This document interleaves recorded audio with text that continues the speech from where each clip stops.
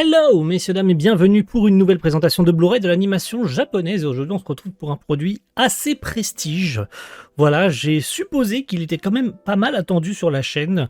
Alors, il a été repoussé, il devait sortir, je crois, fin septembre ou un truc comme ça, ou mi-octobre. Finalement, il a été repoussé fin octobre, finalement début novembre, et il a fini, du coup, par sortir.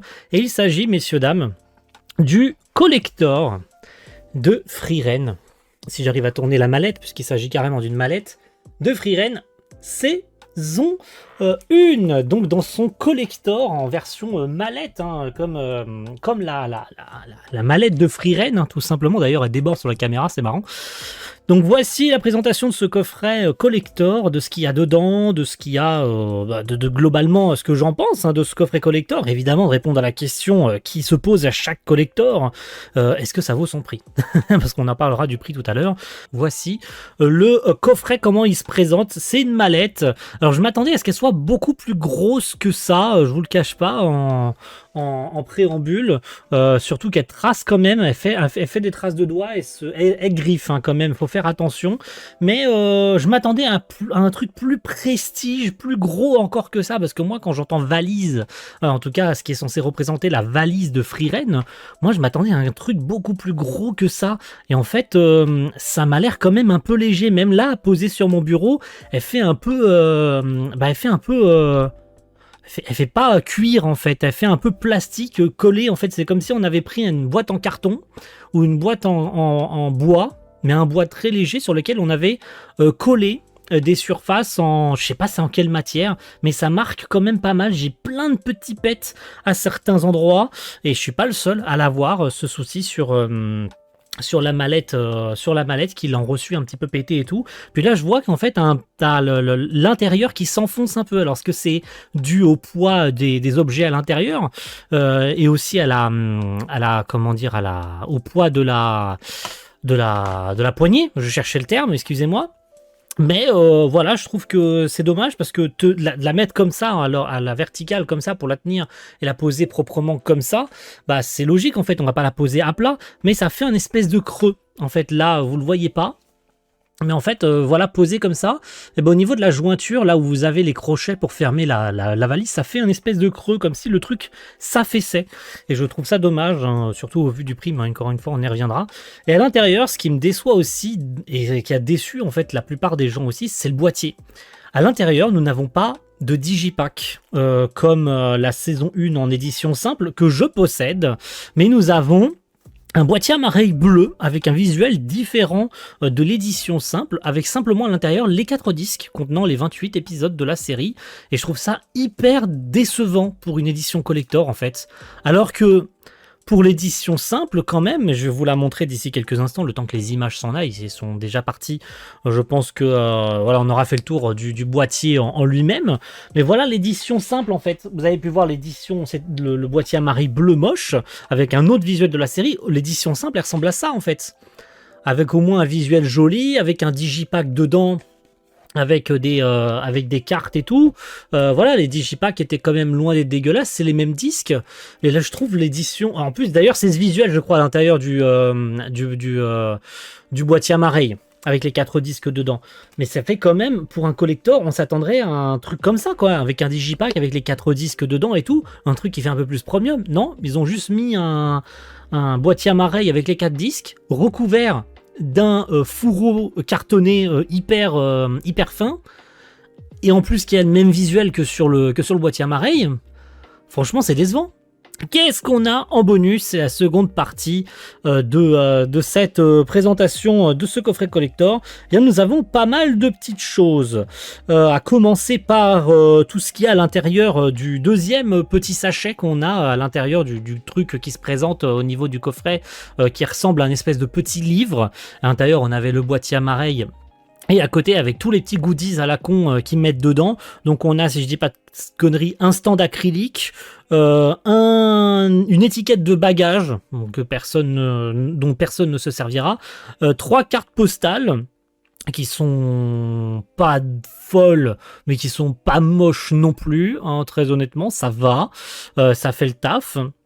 Et 7 planches de stickers, alors que je vous ai pas ouvertes parce que la flemme. En fait, j'aurais pu vous ouvrir les stickers, mais je vous avoue que de toute façon, je vous ai ouvert le reste, notamment sur le truc suivant, c'est-à-dire les 7 shikishi. Alors les 7 shikishi, il y a bien un truc qui dérange, et ça c'est apparemment de série, ce n'est pas intrinsèque à chacun. Sachez que les shikishi sont pliés. Ça, franchement, c'est du foutage de gueule. Voilà, c'est du foutage de gueule. Alors, on va me dire, oui, mais ils pouvaient pas faire autrement. Et puis, ça se trouve sur mon édition, moi, que je vais acheter en magasin à Leclerc ou à Auchan ou je ne sais où, ça se trouve, j'aurai pas le problème. A priori, c'est le même partout. C'est un souci d'usine. Les shikishi sont un peu voilés. Voilà. Et ça fait chier. Encore une fois, je vais remettre ça 1 million de fois sur la table, mais au vu du prix de cette édition collector, c'est vraiment du foutage de gueule. Voilà. Maintenant, les shikishi en eux-mêmes, c'est joli. Voilà, ça fait un petit goodies et c'est plutôt sympa. De toute façon, on en a en règle générale quand on va dans des conventions et tout, on se fait offrir des shikishi. Bon voilà, j'aurais aimé en plus que les shikishi soient signés. Ça aurait été quand même sympa que les shikishi soient signés par les seiyuu, ça aurait donné un aspect un peu plus collector. Je chipote, hein, mais vous voyez, encore une fois, en plus du fait qu'ils soient pliés, bon, ça aurait quand même mérité pour dédommagement que les trucs soient signés par les seiyuu, quoi. Ça aurait donné un aspect un peu plus sympathique au truc, tu vois. Voilà, c'est juste des shikishi, il y en a juste 7 à l'effigie des persos principaux de la série, et puis ça s'arrête là. C'est vraiment dommage de ce côté-là. Et puis pour terminer, évidemment, le plus gros de cette édition collector, de cette valise collector de Frieren, c'est le grimoire de 200 pages. Et oui, le grimoire qui rassemble énormément de trucs, c'est-à-dire les croquis des personnages, les illustrations des lieux de la série, des interviews, les propres designs, etc. Mais surtout, hein, je viens de le dire, hein, je me suis spoilé, je voulais le garder pour la fin, les interviews, évidemment. Vous avez de tout pour tout le monde. Vous avez de l'interview des seiyuu pour tout le monde. Il y a quasiment tous les seiyuu des persos principaux. Donc vous avez du Frieren, du Fern, du Stark, du comment il s'appelle lui déjà, du Email, du Heiter, etc. Bref, tous les personnages qui ont un temps d'écran quand même relativement élevé dans cette première saison de Frieren, hein, qui on le rappelle faisait 28 épisodes. Puis évidemment vous avez les classiques interviews de Keiichiro Saito et de toutes ses équipes chez Madhouse, qu'on embrasse bien tendrement, puisqu'ils ont fait une dinguerie en fait sur cette saison 1 de Frieren. C'est vraiment une production exceptionnelle.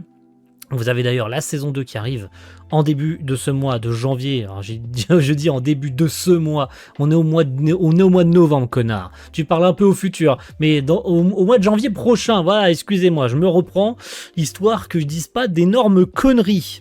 Mais voilà, on fait un tour en vrai très rapide de cette édition collector de Frieren.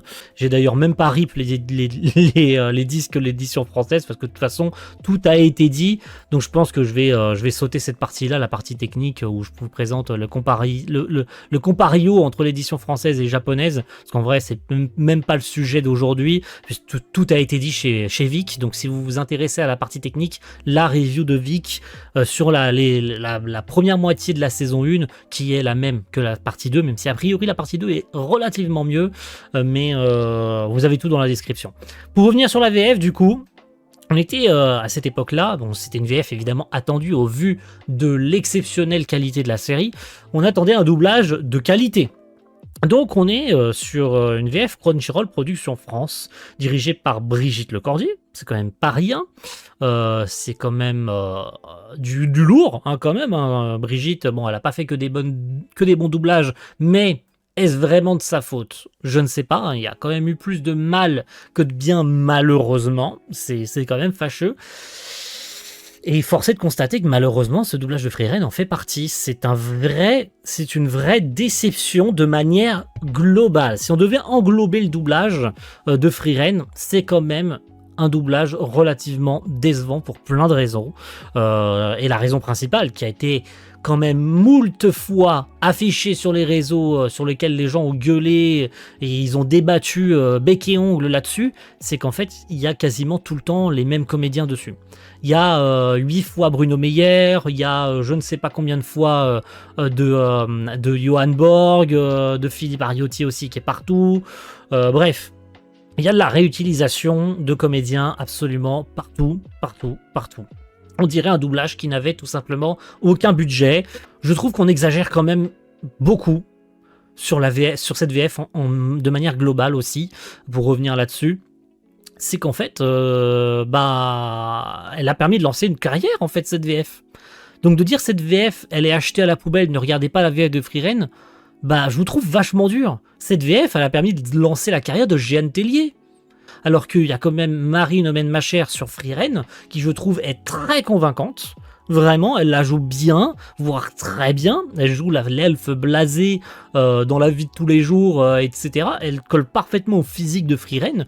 Je trouve qu'on en fait des caisses. Pour boucler sur ce doublage de Frieren, je trouve qu'on en fait vraiment des caisses avec ce doublage.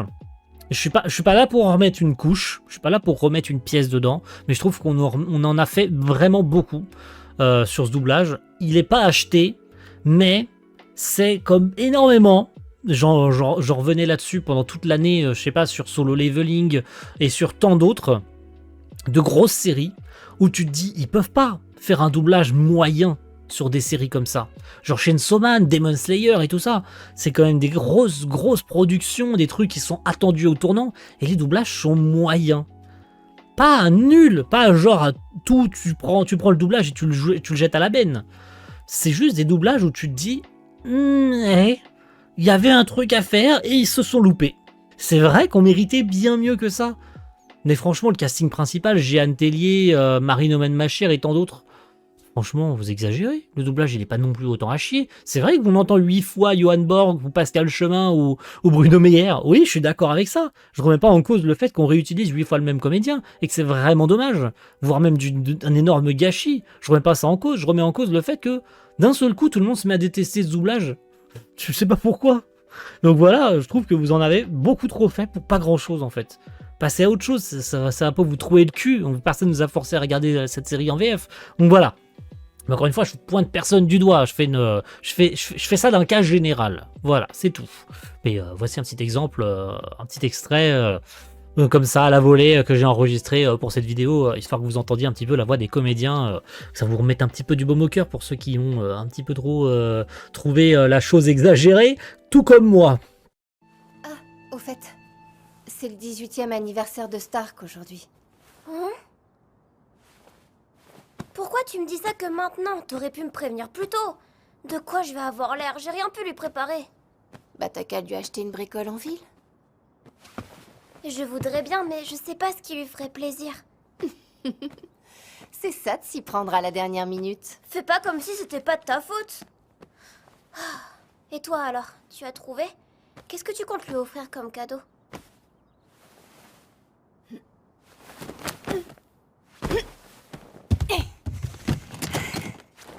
Il devrait être content.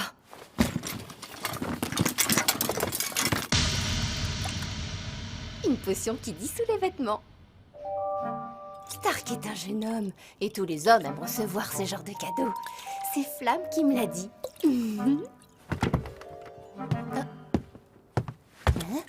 Ça alors? Toi aussi, ça t'intéresse? Je me rappelle cette satanée potion. Je croyais t'avoir dit d'aller te faire rembourser, mais je vois que tu m'as pas écouté. Je suis déçue de ton comportement. Là, elle abuse. Elle avait de la valeur, cette potion. Qu'est-ce que je vais bien pouvoir offrir à Stark maintenant? Ah?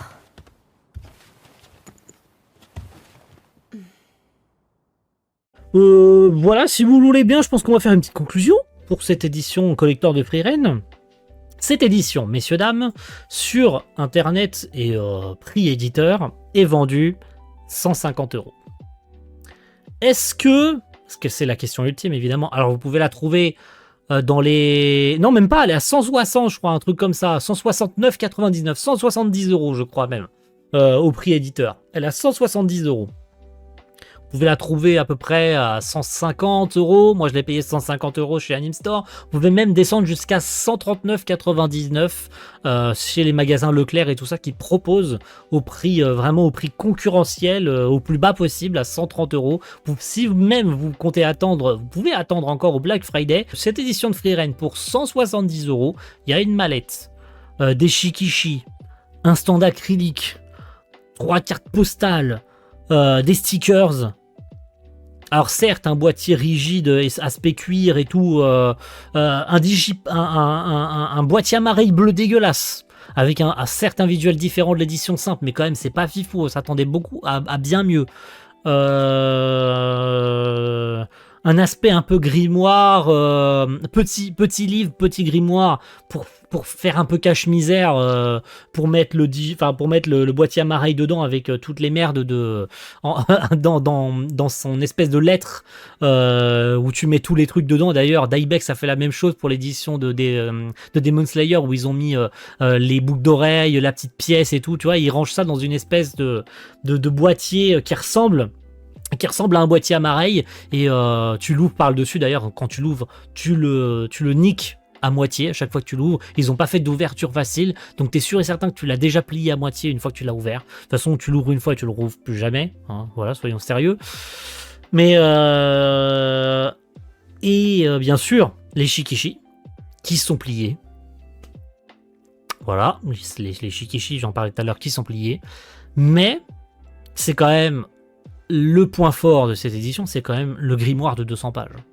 C'est moins que sur Evangelion où t'avais 3 artbooks différents et tout avec des illustrations des laserdiscs et blablabla. Là, il y a quand même pas mal de trucs dedans. Alors, c'est quand même bien mieux présenté que sur l'édition simple où t'avais, je crois, 30 pages de vide avec... vous vous souvenez sur l'édition simple, hein, où il y avait 30 pages de vide à la fin où on avait un carnet d'écriture. C'était vraiment du foutage de gueule. Là, ils ont corrigé quand même ça. Il n'y a pas de page de vide. Les 200 pages sont prises. Il n'y a aucune page de vide. Il y a des infos partout. Franchement, ça c'est vraiment le petit plus. C'est vraiment le grimoire de 200 pages qui fait, je trouve, le collector de Freered. Et la conclusion, elle est plus que simple. Ça ne vaut pas. Même 139,99, ça ne les vaut pas. Pour moi, on devrait être dans les 110 euros, 100 balles. Je pense que 100 balles, là certains vont regarder avec des gros yeux, mais t'abuses, 100 balles et tout. Non, parce que regardez. Alors vous allez me dire, oui, mais regarde Chainsaw Man, c'était vendu 140 euros, t'avais un vinyle, un storyboard de 100 pages, ils vendaient ça 140 euros ou 139,99, un truc comme ça.